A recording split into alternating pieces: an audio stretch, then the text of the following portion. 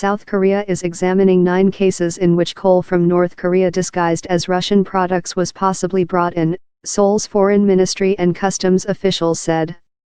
They declined to detail the number of ships or identify the companies involved, saying the investigation was in the final phase following raids and forensic analysis, but some cases might prove lawful.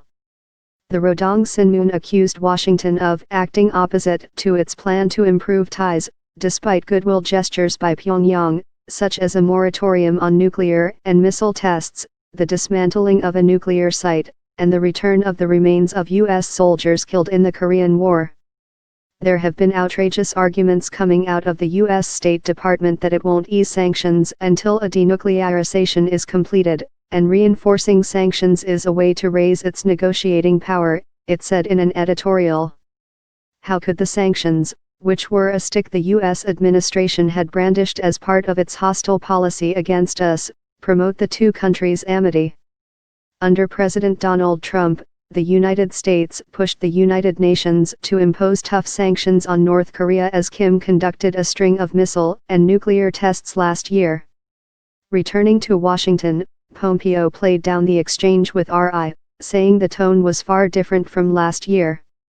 The minister made very clear of their continued commitment to denuclearize, Pompeo told reporters traveling with him. I probably don't have his words exactly right, but it's pretty close. Compare the anger, frankly, over years, and hatred, as spewed by the North Koreans, his comments were different. North Korea's propaganda websites on Monday also urged the United States to drop sanctions and build trust. One of them, Urimanzakiri, lambasted the sanctions and pressure campaign as anachronistic and a hurdle to better relations, urging efforts to officially declare an end to the Korean War. The Korean War ended in an armistice, not a peace treaty, leaving the United Nations forces, including South Korea, technically still at war with the North. The State Department has said it is committed to building a peace mechanism to replace the armistice, but only after the North abandons its nuclear program. It takes two to tango, it said.